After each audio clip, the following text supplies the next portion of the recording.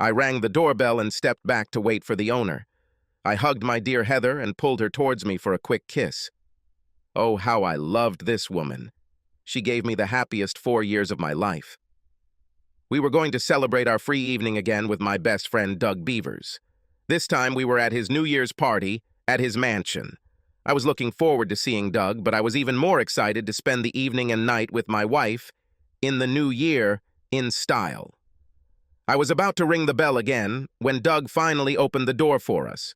He grinned and very loudly invited us to enter. I already knew from the number of cars parked on the street and in his yard that this was going to be a very large party, but I was still shocked by the number of people crowding inside his house. Doug reached out to Heather and hugged her tightly, then kissed her tenderly on the cheek before dragging her into the house. He turned away from her and shook my hand before stepping aside again so I could enter. The maid took our coats and disappeared with them. Doug walked between us and said, "God, I'm glad to see you too. I really hate it when my parties get so big, but it seems like I have to invite everyone. I either run a business or have social obligations to everyone on my list, except a few good friends like you two. Clarissa is somewhere nearby, probably dodging the hands of libertines as usual." As the evening progressed, Heather and I danced and ate and drank far more than we should have. We weren't worried because we knew we had a bed upstairs when we needed it. We were one of the few couples invited to spend the night, so we didn't have to drive drunk, hail a cab, or force one of us to stay sober as the designated driver. I'm moderately successful in the investment business. Oh my gosh, I'm one of the top-selling brokers in my office and in the top quartile of brokers in the entire company. So I knew or had an inkling about a lot of the people in this room. I agreed with Doug. Many of them were available girls or worse. My Heather was a very beautiful woman, and she had to fight off advances just like his Clarissa. As the evening progressed, I took advantage of the opportunity to socialize. I greeted current clients and approached some of the more affluent people in the room in an attempt to attract new clients. As the evening progressed, I also kept my eyes on Heather. I trusted her completely, but I have to admit that I was still a little jealous. I kept an eye on her constantly, and from time to time, I took it upon myself to rescue her from a man who, it seemed to me, was trying to be more than just a charming companion. Every time I had to rescue her at previous parties, I received a smile and a gentle kiss from Heather, usually with a quiet "thank you" or "thank you for saving me, honey" from her. This evening was no exception. Many times I approached when I saw that she was trying to escape from the man who was about to take her away. I received her gentle touch and smile before a hug or kiss on the cheek, followed by her quiet "thank you." We'd talk a little, or maybe have a quick dance or drink, and then go our separate ways again.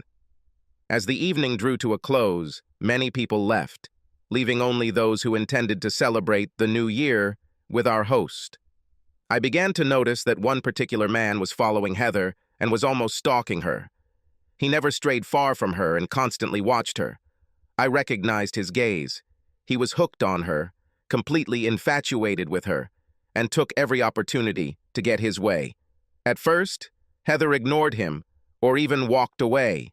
As the evening wore on, she began to stay with him longer, even smiling or laughing when he spoke. Sometimes she gently touched his forearm. It wasn't like my Heather. She had never flirted for so long with any of the men who approached her, especially a stranger. Doug saw me watching them just before midnight and came over to me. He said, "This is Jonathan Douglas with Heather. He's a real ass and a real ladies' man. I didn't even invite him, but one of the ladies I invited brought him as her date. I haven't seen them together since you and Heather arrived."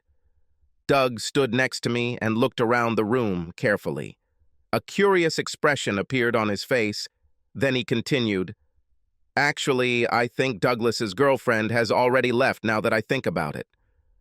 Earlier that evening, she watched as he followed Heather around for a few minutes, and then I saw that they were having a rather animated conversation. I haven't seen her since then. He's a problem Stan. Problem with a capital P. He is married, and they are separated more often than together. He preys on married women, or those who have something he wants. He usually likes married ladies and single women with money that he thinks he can get. I do not know why. Heck, he's worth millions on his own. You need to keep an eye on him. He can convince a nun to sleep with him and make her think it was her idea, and she loves him forever. For the third time that evening, I went over to separate Heather and Jonathan. He looked at me the same way he had on most previous occasions when I broke him up from Heather and made a condescending remark as I walked away with her. This time Heather didn't thank me. She gave me a frustrated look and said, "Stan, what's wrong with you today?" You could see that I enjoyed talking to Jonathan. Why did you feel the need to separate us? He's not like most of the lechers you saved me from. He's a really interesting guy and has some of the funniest stories. He's running for mayor, and he was telling me about some of the people he meets and has to deal with during his campaign. When he learned that I worked in my company's public information and advertising department, he began asking me questions about how best to convey his mayoral message to voters. I think he might offer me a job, honey. I really need to communicate with him more. Just think what could have happened if I had been able to get a position in his administration. I don't really care, Heather. I don't trust that asshole, and I don't like him around you. Doug says he's nothing but trouble and a real womanizer. I've also heard some really bad things about him, and I want you to be safe. From what I've heard, the position he's interviewing you for will require you to work tirelessly. Heather glared at me for a moment. I saw the anger flash across her face, and I was afraid I had ruined everything. But then she smiled. As she leaned in to kiss me on the lips, she said, "Aw, this is cute. I really think you're jealous. Well, you don't have to worry about it, honey. You are all mine." We had already parted again in a whirlpool of people communicating before I realized that she said that I was all hers, and not that she was all mine. When this thought struck me, I paused for a moment and wondered if it was just a slip of the tongue or if she was trying to tell me something subconsciously. 3 months later, I have reason to remember that night in painful detail. The past 2 months have been turbulent in my home.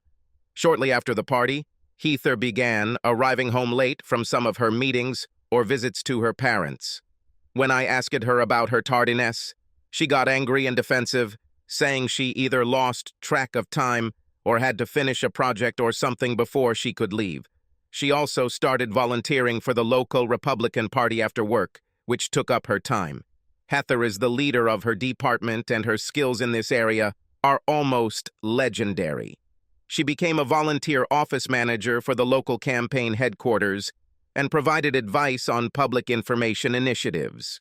From what little I heard, she cleaned up the chaos and became a very popular volunteer. Like many unsuspecting cuckolded husbands, as she began to spend more time away from our home, I began to notice that our sex life was suffering. I was rejected more often, and when I did get sex, it wasn't as good. Now she allowed me to have sex with her, where we had made love before, sometimes for hours on end. Oh, she always had a reason. For example, she was tired, or it was too late, or we didn't have time, but the fact remained a fact. Whereas before she had willingly, enthusiastically, passionately participated in our lovemaking, now she seemed to do it reluctantly, as if it was an unpleasant duty if we were to have sex at all. One day, I was talking to Doug about recent problems in my marriage. He gave me a worried look. Finally, he said, "Stan, I'm starting to worry. I may have been the reason your marriage failed. I've been hearing for the past few weeks that Jonathan has found another married woman to play with.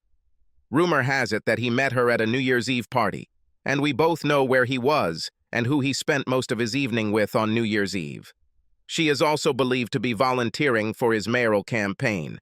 I felt dizzy and lost my breath for a moment.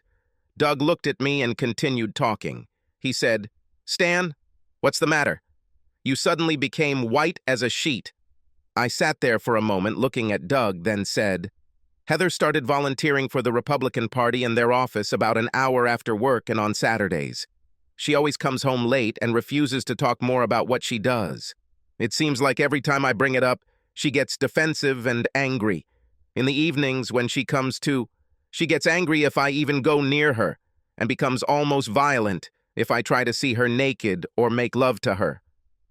Doug leaned back in his chair and pursed his lips for a moment, then said, "Stan, I'm going to find out what's going on with you, and if— No, let's just say that I intend to make him pay if he abused my hospitality, having an affair with my best friend's wife. I'd be pissed if he picked up some married woman at one of my parties, but abusing my hospitality by taking your wife is even worse. I should have made him leave when his girlfriend did, but I was too worried about being a good host. If I am the cause of your problems, my friend, I promise to do everything in my power to fix it for you. I guess I should talk a little more about Doug here. He is my best friend. I would trust him with my life. Hell, I would trust him in a room with my naked wife even if they both hadn't had sex in a year. He would never do anything bad to me. We were closer than brothers. Doug is smart, probably a lot smarter than anyone I've ever met. We were both in the same class in high school. He was giving the valedictorian speech, and I was trying my best to place in the top 10 of our graduating class of 223 people. He spent 1 year in college and decided it was a waste of time. He never had to study and missed almost all of his classes, but still scored a 4.0. He ended up just taking a couple of finance courses and then started teaching himself everything he needed to know about investing and finance. Of course, the reason he needed to know about business and finance was because during his freshman year of college, he inherited just over $70,000 when his grandparents died.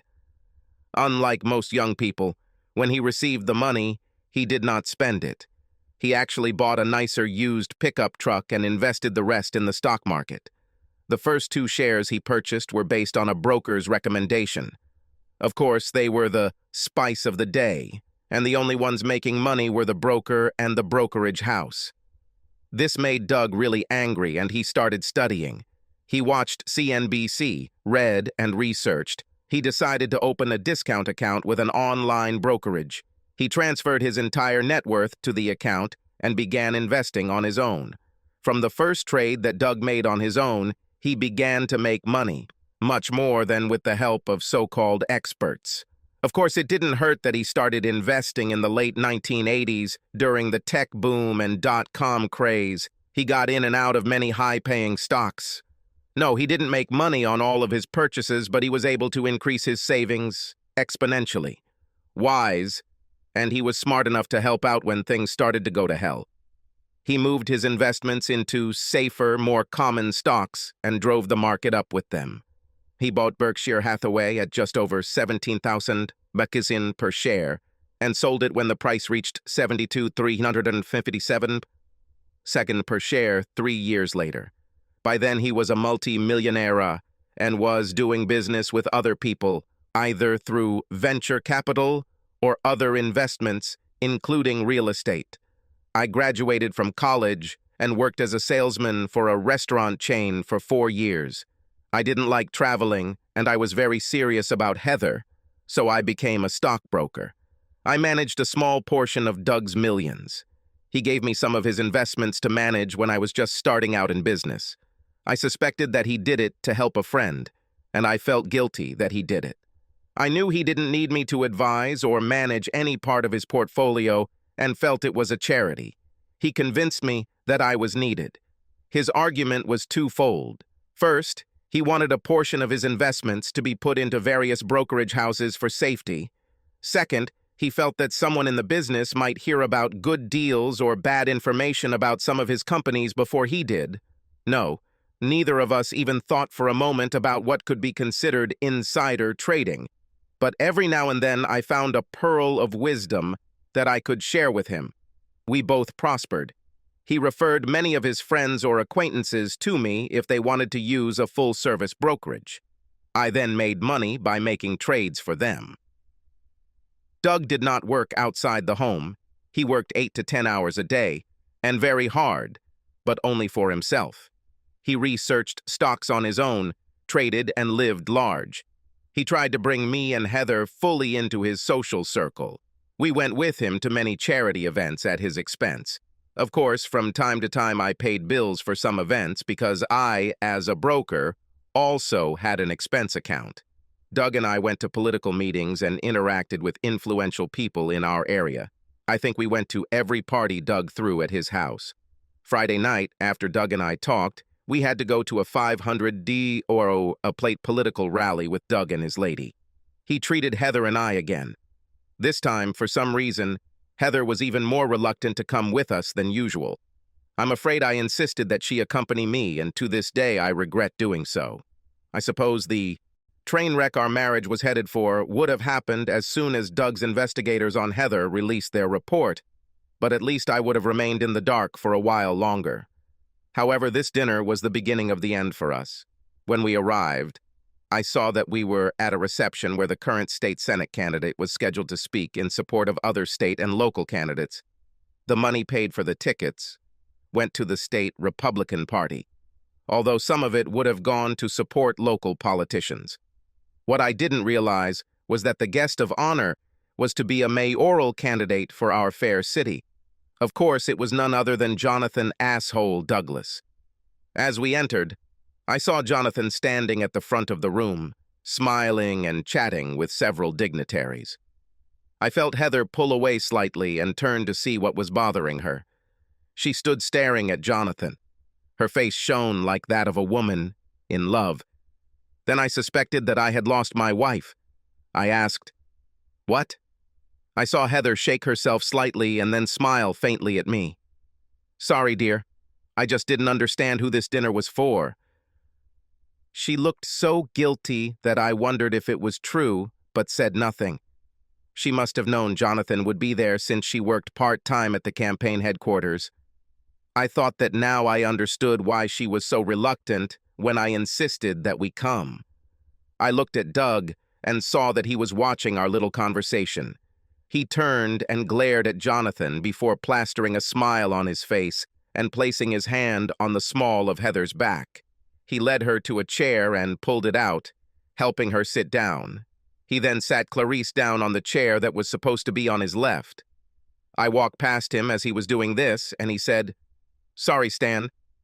I didn't know he was one of the recipients of our generosity when he invited you."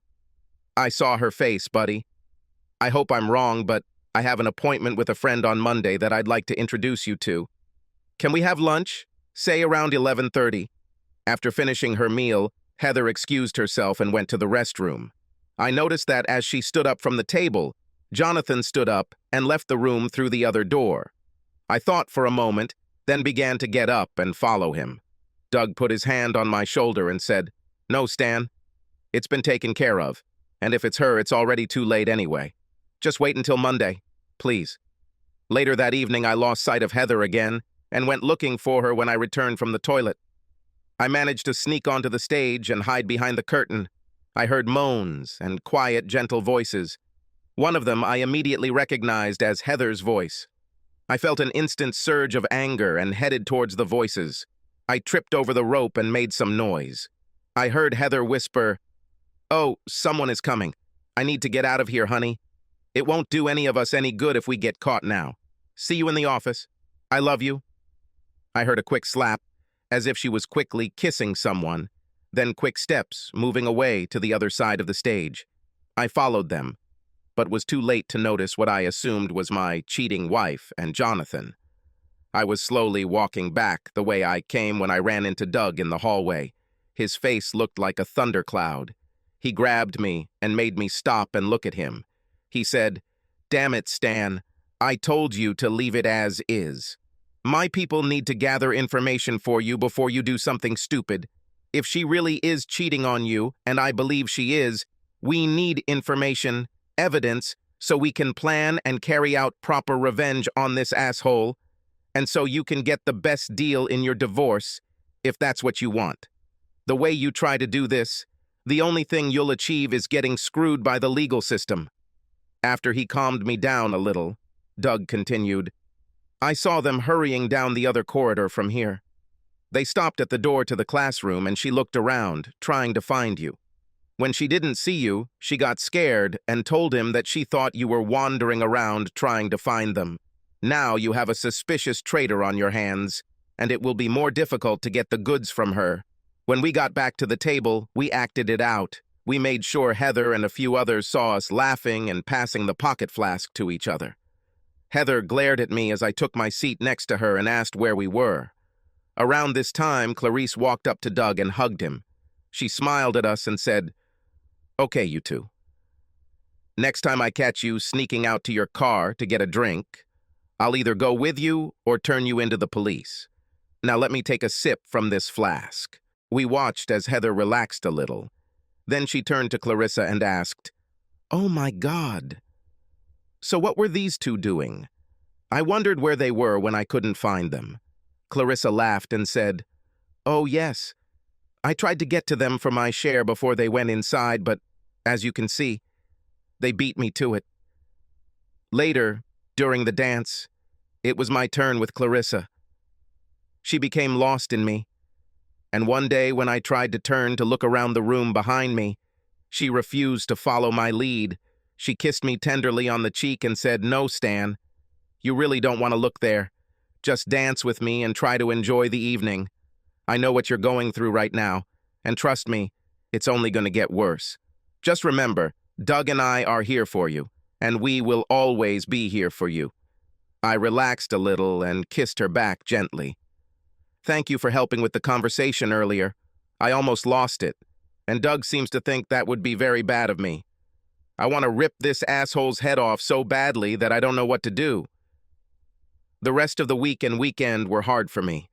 I was alternately scared and angry.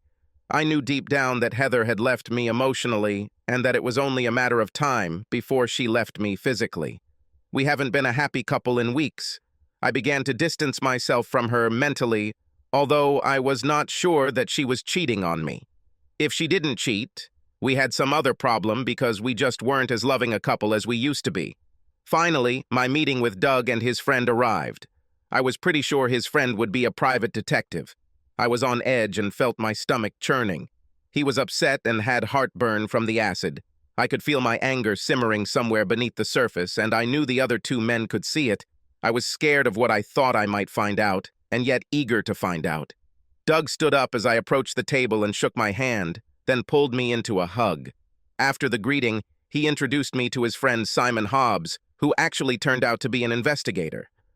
We sat down and studied the menu for a minute to order our dishes. The waitress came up and took our order. Then Doug said, "Okay, why don't we get this unpleasant business over with first?" He looked at his other guest, then back at me. The private detective reached into his briefcase and pulled out a large envelope. He handed it to me and said, "We have been following your wife and Mr. Douglas in accordance with Mr. Beaver's instructions. The surveillance continued for 20 days from the time we were hired until last Saturday evening. During this period, we found that the subjects ate lunch together every day, except on Sundays, when she always seemed to stay at home. Their meals were scattered throughout the city, but always took place in better hotels, after which they retired to a room rented by Mr. Douglas's campaign. On 8 different occasions, we were able to gain entry to a room by posing as a room service waiter. In all 8 cases, none of the subjects were dressed and the bed was in use. Photos of the room and subjects are included in the report. We also made audio recordings of each meeting by placing a microphone under the room door. Subjects had sex at every hotel visit during our observation period. For many days, we recorded inappropriate contacts at the campaign headquarters or after it. In fact, we have photographs of the subjects engaging in sexual acts 3 times at campaign headquarters and once while they were attending a party at a local bar with some of Mr. Douglas's friends and supporters. Perhaps the best, or at least the most disgusting thing we recorded was when Mr. Douglas used your wife to gain support for the Municipal Employees Union. They met with Union President Stephen Negrano at the Gentlemen's Club. He seemed very taken with your wife. We have photos of her sitting on his lap with his hand under her dress. My operative managed to get close enough to record the conversation. Listen to this portion of the recording, then we will continue. Simon placed a small laptop on the table and began playing a segment from the DVD. He said, "You will be provided with a copy of this DVD in your report, but I wanted to discuss this incident with you before we adjourn our meeting." My operative was very excited about this information, and I believe your lawyer will be too. Doug and I leaned forward and watched and listened to the following segment. During the session, Heather sat between Jonathan and Stephen. The 2 men leaned over her to talk while Jonathan's hands wandered. He caressed Heather's breasts and held his hand under her skirt for a few moments as the fragment unfolded. One day we heard Heather trying to persuade him to stop, but he told her, "Now, Heather, I can feel how excited you are, and you know how much you like what we are doing. Just relax and go with the flow. Not that things like this don't happen at this club from time to time." When he paused, Jonathan leaned towards Heather and kissed her tenderly. She moaned and pressed her breasts against him as his hand continued to work under her skirt, one of the shortest skirts I had ever seen her wear. This, I must add, is something I have never seen before. From the angle from which the operatives were filming, I clearly saw that she was not wearing panties. As Jonathan leaned back in his seat, Stefan reached out and pulled her towards him. She began to rise and struggle, but he continued to pull her until she was in his lap. His large hand slid under her dress. He unbuttoned her top and started kissing her breasts. Heather hissed, "Stop it, Stefan." Stephen looked at Jonathan and said, "Jonathan, I think you know what you need to do to get union approval. I want to spend the weekend with this lady. If I get this, I'll make sure the union supports your candidacy." Heather tensed and tried to get up, hissing, "No, this will never happen. Now let me go." Stephen simply looked at Jonathan and raised his eyebrows while he held Heather in his lap and continued to play with her. Jonathan swallowed and leaned toward Heather. He said, "Honey, we really need this support. Please just go with him and help me with this. I mean, it will help secure our future and, well, it doesn't mean you've never made love before. Just tell your asshole husband that you have a meeting this weekend." In the video, Heather looked shocked and resisted for a moment. Then we saw her relax. She moaned and turned her head towards him, and they kissed. Around this time, the club manager approached the table. He looked at Heather, then at the men on either side of her. He seemed nervous and stuttered as he said, "Please, Mr. Negrano, I've been ignoring a lot for you, but I've been informed that you and the boys are becoming too obvious. Lieutenant Jones told me that the chief asked some of his detectives to come to the club and try to reduce the number of demonstrations that you and the lady just had. If they catch us allowing things like this to happen, they will shut me down. Could you please take this to one of the back rooms or to the hotel? Please, sir. This business is all I do for a living." Stephen laughed and looked at one of the large men on the other side of the table. He said, "Hello, Ralph. Why don't you give Joe a couple thousand for his trouble? The little lady and I are going to DoubleTree for the weekend. Prepare everything for me, okay? Frame it as a meeting of union leaders, as we usually do." I felt myself getting more and more upset and started to get up. I growled, "That lying bitch." She wasn't there last weekend. She called me on Friday evening to say that she had been assigned a disaster relief project for her employer and was flying to San Francisco. Doug and Simon grabbed me and sat me back down in my seat. Simon said, "Please wait, sir. I want to fast forward and show you one more clip, and then we'll just let you read the report for yourself. We have some ideas on this that I wanted to talk to you about, but I thought you might want to watch the DVD before we talk about them." Now, my operative stopped filming in the club and called for reinforcements. My operatives managed to get ahead of Stanley at DoubleTree. After his goons checked him in, he and Heather went into a bar for a couple drinks. My operatives followed the thugs in the hotel uniform we had purchased into the room. When they opened the door, my men followed them. After the thugs finished inspecting the room, my men began to adjust the pillows, flowers, and other decorations. Simon smiled and continued, "The senior manager even sent his assistant downstairs to get fresh flowers and more champagne so that they would have an excuse to wander around the room longer. We were able to place several cameras and microphones in the main room and 2 bedrooms. By the time your wife and Stanley returned to the room, they were both drunk. The cameras recorded these shots, among others. Simon started playing DVDs on his small computer again. Heather and Stanley entered the room and closed the door. Stanley leaned over and kissed her. Then with a roar, he literally tore her blouse apart. The buttons came off and scattered in all directions. He pulled it off her shoulders as Heather lowered her skirt.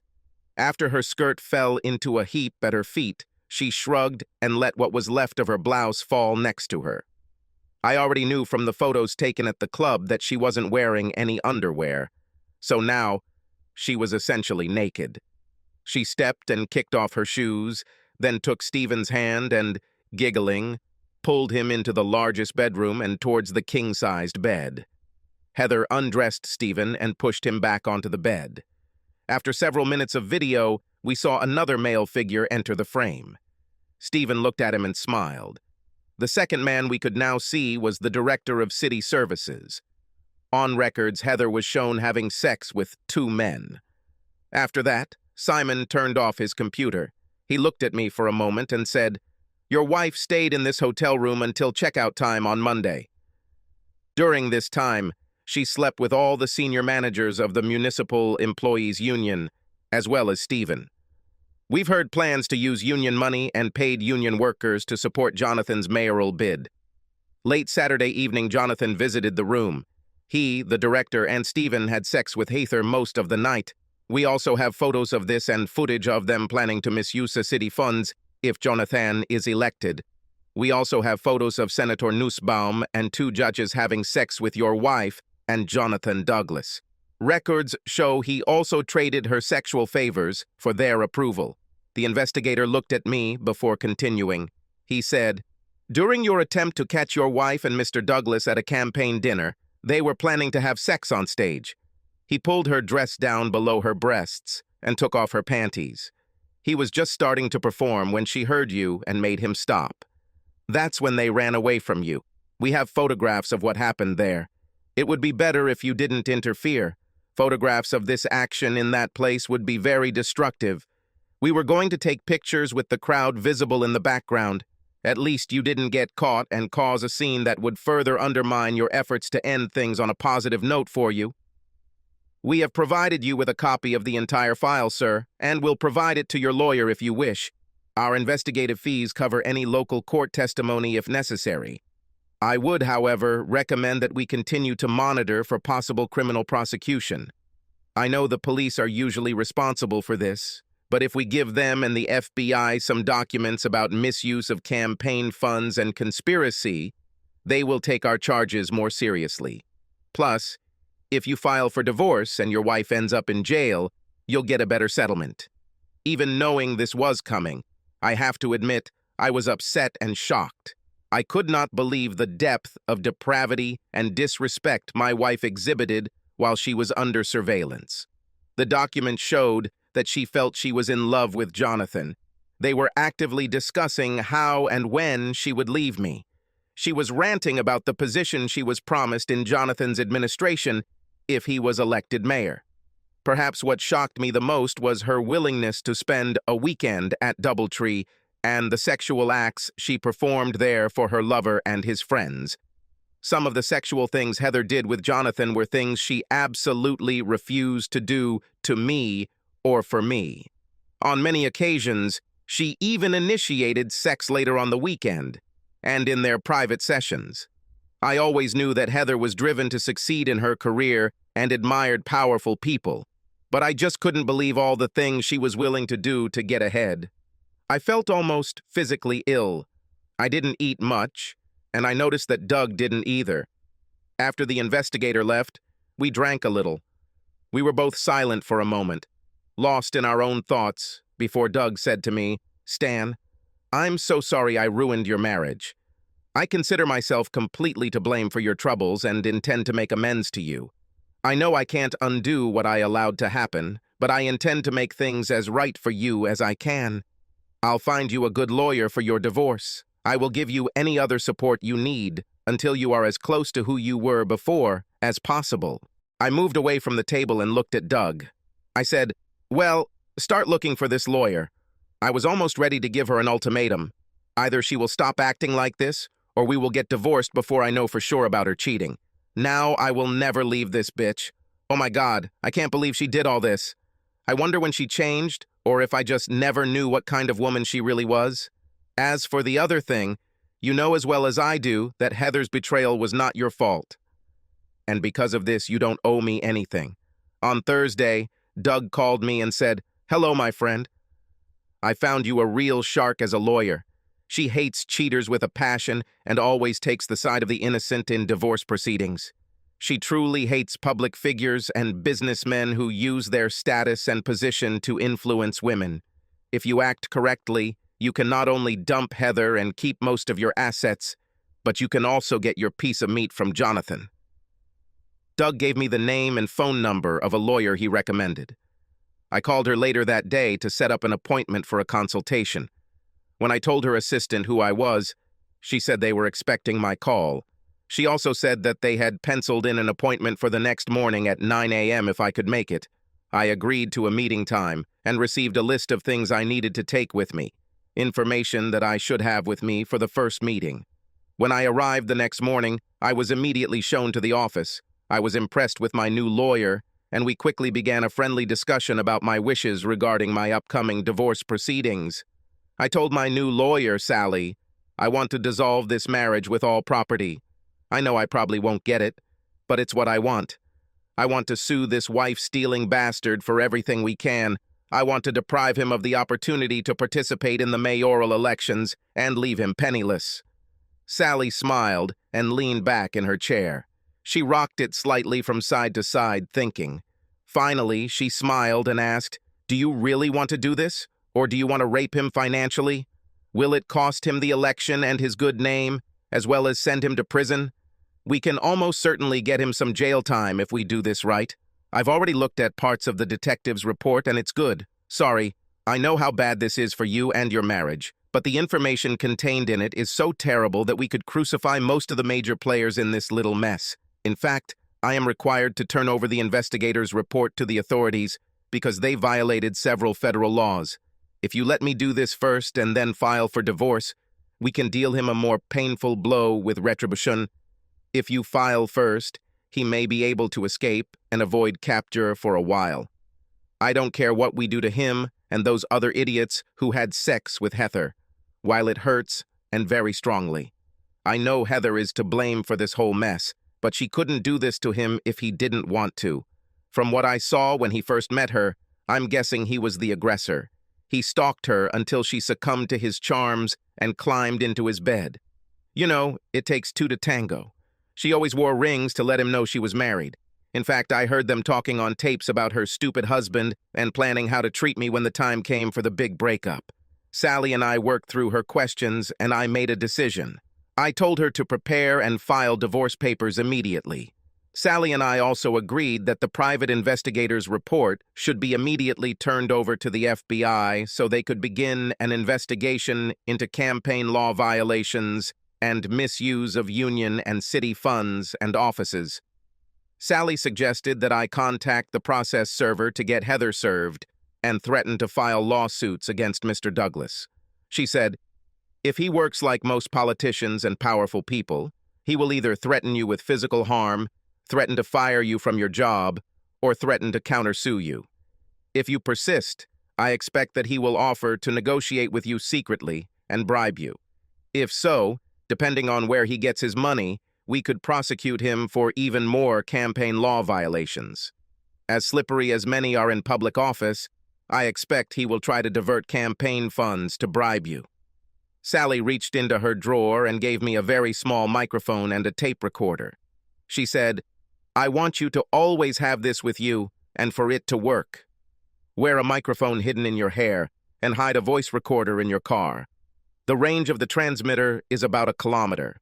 If your car is out of range of the transmitter, this small microphone is capable of recording up to 6 hours of talk inside the device. The device will download all the recordings stored inside as soon as you are within range of your car. If you give me your keys, I'll have someone install a dash cam in your car while we're done here. I also suggest that you either rehire a private investigator or allow me to hire one for you to continue surveillance of your wife and Mr. Douglas. I have heard rumors that Mrs. Malone is not the first wife he has seduced, and when he was caught, he tried illegal means to solve the problem. If we have a plan and suggestions on tape, this time we can really hurt him and your wife. I smiled and said, the private detective gave the same recommendation. I still have it on deposit. The next Thursday morning, Sally called me and said, Mr. Malone, we are ready to file for divorce and serve your wife. Do you still want to follow our plan to attend her service and provide feedback? Oh, yeah.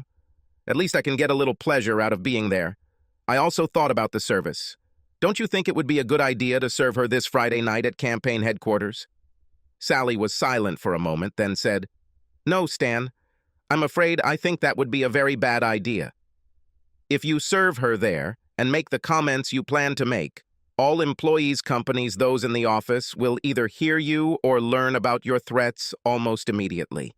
If this happens, tomorrow it will be written about in all the newspapers, and the good and noble Mr. Douglas will be driven into a corner. He may lose the election, but he will have no incentive to threaten you or try to bribe you. I suggest delaying maintenance until she is either alone or with him alone." "Okay, I think I understand your point. Why don't we just follow them and see if they go somewhere alone tomorrow night? Usually on Fridays, Heather doesn't get home until almost midnight. I think the private investigator's report said that they usually spent some time alone in a hotel room on Friday night, usually the same one they used on Friday at noon. Couldn't we just give them room service and maybe catch them red-handed?" Sally agreed to hire a process server and break up their hotel room date on Friday night.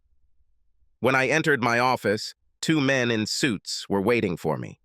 They introduced themselves and said they wanted to discuss how I was managing some funds for their widowed mother. I smiled and invited them into my office. After I closed the door, they came up to me and showed me their ID cards. They were from the FBI and wanted to discuss my interest in Jonathan. They worked on the case based on the materials my lawyer had already forwarded. When these 2 gentlemen learned that I was going to use the process server and tape the procedure, they also asked me to wear one of their devices to record the conversation. This request bothered me because I wondered how it would affect my plans to make some shady money off of Jonathan. My winnings, if you will. I couldn't think of a good reason to refuse them, so I agreed to put on their wire too.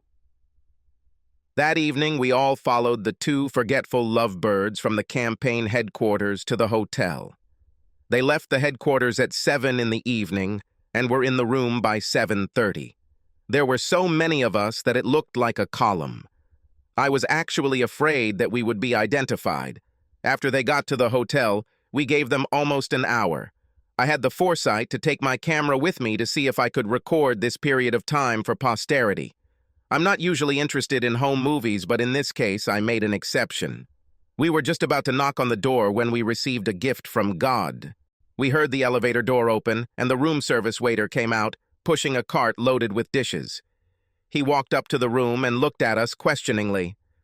I smiled and pointed to the door, then said, "Come in, be our guest." We had no idea that we would interrupt Mr. Douglas's dinner. "We'll just be back in a minute." The waiter smiled and said, "Okay, no problem." He knocked on the door, and when the idiot asked who it was, he said, "Room service." The door opened, and our friendly waiter entered the room. The process server and I stood out of sight and waited for the waiter to leave. When he opened the door to leave, I moved closer to prevent it from closing. Then the process server and I quietly entered the room. We stood in the doorway for a while, out of sight of the 2 traders. We waited until Jonathan and Heather started eating dinner before we fully entered the room and noticed them. I was a little ahead when we entered the room. I was shocked, appalled, and heartbroken by what I saw. I know I shouldn't have done this since I saw the detective's report, but I was. There's something special about watching a recording of something and seeing it in real life. Heather and Jonathan were naked. They sat at the table and food was laid out in front of them. They ordered some appetizers and some dessert, as well as a bottle of wine. Heather sat on Jonathan's lap with her back to him. While they cooed and fed each other from plates, at the same time they had sex. Judging by the expression on their faces, they were in 7th heaven. From time to time, Heather turned her head over her shoulder and kissed Jonathan tenderly. I started filming as we turned the corner. Finally, I nodded to the process server, and he entered the room. He asked, "Are you Jonathan Douglas and Heather Malone?" Heather screamed and jumped off Jonathan's lap. She rushed to the bed and wrapped herself in the hotel robe that was lying on her. Jonathan swore and stood up angrily. He growled, "Yes, asshole, it is, and I advise you to get the hell out of my room right now." How did you even get here? Well, sir, your room service waiter let us in as he was leaving. Didn't you hear us ask if we could come in? I was sure you invited us in. The process server walked further into the room and handed Heather the divorce papers. He said, "You have been served." I walked further into the room and Heather finally saw me. She said, "Stan, damn you. What are you doing here and what is all this talk about divorce? I will rape you if you don't stop this madness. You will have nothing left, but I will have everything." No, Heather, you won't do any of that. In fact, if you know what is best for you, you will simply sign the papers and accept the agreement I propose. When I'm done with you, I'm going to get my piece of meat from this lover. I am in the process of filing a lawsuit against him and his campaign for mental cruelty and alienation of affection. I'm certainly lucky that we live in one of the states that still allows lawsuits like this. Of course, this could influence the election as a bonus. To put it bluntly, you've been screwed, and now you're going to get it royally. Heather didn't even try to go home that evening. I didn't actually see or hear from her until the following Wednesday when she called me at work. She didn't even try to apologize or make small talk. When I answered the call, she started talking. She said, "Jonathan and I want to meet with you about this mess. We booked a conference room at the hotel for this evening. We want to end this mess so we can move on. We'll be waiting for you at 7. I didn't get any attention. I was not asked if I could come to the meeting. I was simply ordered to attend. I called Sally and told her about the phone call. Then I called my FBI contact. Sally told me to be there as well as the FBI. Sally said she would be there with me. The FBI also said they will have people nearby to help if things go south. When I arrived at the hotel, I asked where my meeting was. The receptionist led me down a hallway into the smallest of the meeting rooms. When I arrived, there was a very large man standing guard at the door. I started to go in, but he stopped me. "There is a closed meeting in this room, sir." "Yes, I know. I'm Stan Malone and I should be there." After the thug checked my ID, he knocked on the door. It opened slightly and he said, "Mr. Malone is here, sir." I didn't hear what was said, but the door closed. The big man turned to me and said, "I must search you, sir. Could you please empty the contents of your pockets into this tray?" After I emptied my pockets, I was searched. I started to get angry and demanded to know why I was being searched. The goon grinned and said, "Well, sir, people have been known to try to assassinate political leaders, and Mr. Douglas doesn't want to take any chances." I strongly suspected that they were searching me for a voice recorder or wiretapping, but I didn't ask. I had fairly long hair, and the little transmitters I carried around were hidden in it, glued to my head. After the search, almost 5 minutes passed before the door opened, and I was allowed to enter the conference room. When I walked into the room, I saw Heather sitting at the table, looking at me. She looked very guilty, and her face and chest were very flushed. When Heather moved to sit up, I saw that she was not wearing panties. I looked at Jonathan and almost lost control of myself. His eyes sparkled, and he grinned. I knew he was gloating about the fact that he had just slept with my wife. The meeting went exactly as Sally and I had expected. Jonathan threatened me, first with termination of my job, then with bodily harm, unless I offered Heather a better deal, and abandoned my stated plans to file lawsuits against him and his campaign. I leaned back in my chair and said, "Listen to me, mister. I know that you and your friends may be able to get to me and perhaps hurt or kill me, but that will not save you. I took precautions and prepared several packages to send if anything happened to me or my family. Even if I get injured in an accident, these packages will be sent by mail. You know as well as I do that you cannot control all the media in this country. Some of them will be published, especially if I am seriously injured or die. You will go down." I watched as anger filled Jonathan's face and saw the tension that I had learned years ago meant Heather was furious. I smiled at them and continued to say, "I know what you were doing just before I came in here, and I have photos of you doing it several more times. Heck, I even have photos and recordings of your meeting last week at the hotel with the union and senior members of the city government. Do you really think all these gentlemen will thank you for dragging them along? I can assure you that if anything happens to me, the paperwork that is mailed will have information about them and my wife as well as you. We both know that many of them communicate with, shall we say, dangerous people with whom it is dangerous to cross paths." Heather glared at me, and I thought Jonathan looked a little sick. He tried to be indignant and said, "You heard what I said. Stop your threats and do it quietly. Otherwise, now get your ass out of here." I said my word. I smiled and stood up. I looked into Jonathan's eyes until he started to look worried. I could tell it was all he could do, keep staring back at me. I laughed and turned to head towards the door. As I opened the door, I stopped again and said, "You know, Jonathan, I might change my mind if I was confident of a very fair divorce settlement from my wife. Damn it, if the idiots in this town decide to elect you, they deserve what they get." I went straight home, and when I got there, I found my private investigator friend waiting for me. He and the FBI agent were visiting. They both took off their microphones and secured them. My private investigator said, "We got all of this in the conversation that Jonathan had with your wife and his friends after you left. He put you under surveillance with orders to keep an eye on you and let him know if they could find anything harmful about you at all. You made him very, very worried. I waited 3 days and then made sure my tale from Jonathan was with me when I called my lawyer. First, we discussed divorce. Then, as I was ending the conversation, I said, 'Sally, I'm tired of waiting for this idiot.' I told him and Heather what it would take for me to leave, and so far, they are both blocking me. Prepare documents and file a lawsuit against Jonathan. I think we need to give a higher figure. Let's ask for $10,000. This should get his attention and be all over the news." I laughed to myself when I saw the thug who had been following me step back and grab his cell phone. I watched as he talked and gesticulated excitedly. I got into my car and drove straight home. I hadn't even finished dinner that night when Jonathan called me. He never admitted that his man heard me tell Sally to sue. He said, "Listen, idiot. Heather and I discussed our meeting and decided to give you some of what you asked for. She will sign the divorce papers you gave her without changes. She will leave your marriage with only her personal assets and quit her job. I have decided to enter into an out-of-court voluntary settlement agreement with you if you assure me that nothing will come out of this." Well, asshole, all I can do about this is promise you that I won't be the one to let things slide.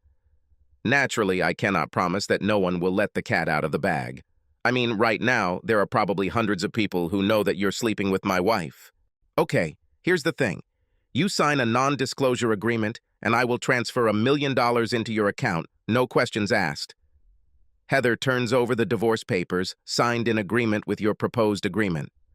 I laughed and said, "Damn it, this is a small thing. I just instructed my lawyer to file a claim for $10 million in damages. I know I probably won't get it, but you need to make way more than $1 million before I drop the claim. Heck, I can make over $1 million in book and movie rights if I sell this story." Good. I think I can offer a little more, but not much.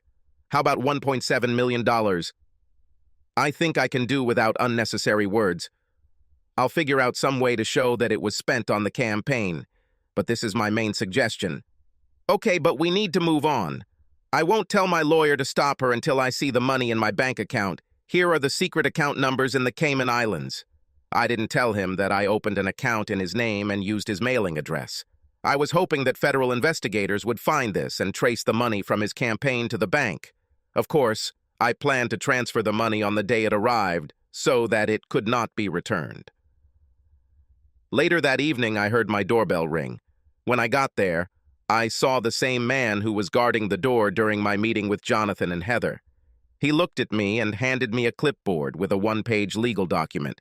He said, "Mr. Douglas told me to bring this to you for your signature." I read the document, then looked at it. I said, "I think everything is fine, but before I sign, I need to discuss this with my lawyer." "Well, I shouldn't leave without this." I sighed and closed the door in his face. I went to my office and called Sally. When I explained the problem, she agreed to come to my home and review the document. It took her almost an hour to get there, but after she read the document, she smiled and told me to sign it. 3 days later, I discovered that the Cayman Islands account balance was $1,700,000. That same day, my lawyer called me and told me that Heather had returned the signed divorce agreement and it had been filed with the court. Since the divorce was uncontested, it would become final within 30 days. I already transferred the money from the Cayman account in case this asshole tries to get it back. I transferred it internationally twice, then transferred it to another account at another bank in the Cayman Islands under a different fictitious name. I continued to work during these difficult times, but my production suffered. My commissions were almost half what they usually were, and not just because of the bad economy. Many times one of my colleagues covered for me, and they received a commission on the sales and purchases made by my clients. After the divorce was final, I still couldn't get my thoughts together. I made more mistakes at work, and it cost me dearly. If I bought or sold something wrong for a client, I had to honor the terms of the deal. I'm tired of constantly looking over my shoulder to make sure nothing happened to me. I was afraid that at some point Jonathan and his friends would decide to take a chance and hurt me for what I had done to him. I was especially worried about retaliation when the feds finally turned on all the players. One evening, I was sitting at home, wondering how my life could turn into hell so quickly, when the doorbell rang. It was already after 9 in the evening. When I opened the door, I saw Heather standing there. She was crying, and there was a big red spot on her face. I could tell she'd be bruised like hell by morning. She looked at me, then her gaze dropped to the floor. She said, "Stan, please, can I talk to you?" I almost told her no and slammed the door in her face, but then I decided to see what could make her come to me to talk. I stepped back and motioned for her to come inside. I didn't say a word. I simply took her back to the office and sat her in my chair. I still had security cameras running and wanted to talk where the image would be better. I made sure to point her towards the sofa so the cameras could get the best shot. Heather sat and looked at me, silently crying. Finally, she said, "Stan, I know it's too late, but Heather took a deep breath and continued, "I want to apologize to you for what I did to us. I knew better, but somehow this bastard broke through my defenses. You know how much I love to flirt and how much I want to succeed. Somehow he knew exactly which of my buttons to push, and I fell madly in love with him. It was like he was completely in tune with me, and I just couldn't say no to him. I was so excited about the promising job he promised me after the election, if I helped him, that I lost track of us." Heather was crying loudly now. She looked at me and said, "Do you know how angry I was with you on New Year's Eve when you tried to separate us? Oh, Stan, you were already late last time when you pulled me away from Jonathan. We just returned to the room from one of Doug's bedrooms. This bastard convinced me to have sex with him a little less than 3 hours after I met him. I am so sorry. It only took 3 weeks of running behind your back before I was convinced that I needed to be completely in his camp. He promised to divorce his wife and marry me after the elections.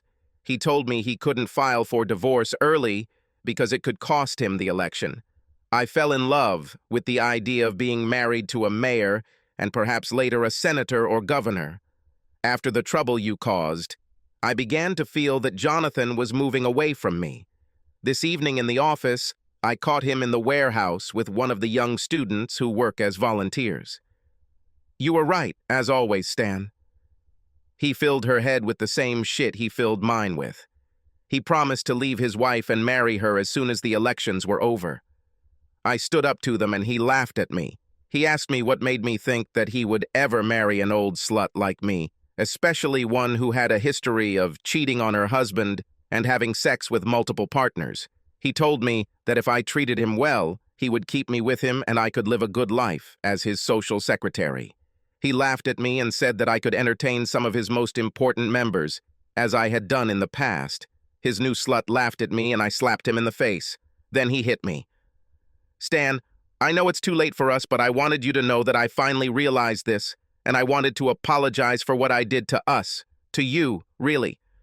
Stan, if you could find the strength to forgive me, I would really like for us to get back together. I knew I had a good man, but there was something about Jonathan that I couldn't resist. I got so excited when I thought about possibly having a great life with him that I lost all common sense. Heather looked at me for a moment longer. I watched as silent tears streamed down her cheeks. Finally, she gave me a hesitant smile, stood up, and walked over to my chair. Heather leaned forward and kissed me tenderly on the cheek, then ran out of the room and out of the house. I sat there in shock for a moment before approaching the door just in time to see her car drive away. I sighed and thought how much I wished she would come to her senses before spreading her legs for this asshole and his union and government supporters. I turned and walked back to the office. A few days later, I couldn't stand it anymore. I needed to get away from all the memories and pain. I put my house on the market and hired a real estate agent to find me another one without the memories. I hired a crew to come and pack my furniture for storage. I hired another crew to clean the house and another to do the yard. From time to time, I would call Doug or Sally back. They said the feds retained control of the investigation in case police were also corrupt. There was an agreement not to mention my name in the investigation and not to use information provided by Sally, unless absolutely necessary.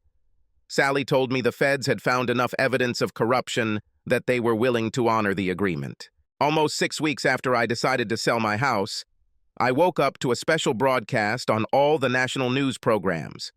The feds arrested everyone involved in Jonathan's use of Heather. They were charged with several counts, including, but not limited to, misappropriation of funds, corruption, abuse of power, campaign violations, and racketeering. Jonathan was arrested for misusing campaign funds, improperly accepting donations beyond what is allowed by law, and selling rights to appointive positions in his intended future administration. Unfortunately, or maybe fortunately, Heather was also arrested for some violations. I called Sally as soon as her office opened that morning to see if she could shed any light on the subject. All she knew at that time was that there were leaks from people other than me, so it seemed that everything would be clear to me with Jonathan and his payment. Of course, he couldn't get it back, but if he had sued me over the NDA, it was possible, even likely, that I would have won, because the FBI and news services had credited 2 company employees with the tips that started investigation. I just hope I'm not suspected of informing on union members. I didn't need a visit from shady characters in the middle of the night. I smiled to myself as I thought how hard I had worked to sneak incriminating notes and documents into the piles of paper some of the workers were processing. I did this many times when I was supposedly in the office looking for Heather. After finishing my conversation with Sally, I leaned back in my chair and smiled. I got my revenge on Jonathan and freed myself from my cheating wife, at no cost other than my lawyer's fees. I'm also $1.7 million richer thanks to Jonathan's generosity. Now I was free and could find a worthy woman to marry and start a family with.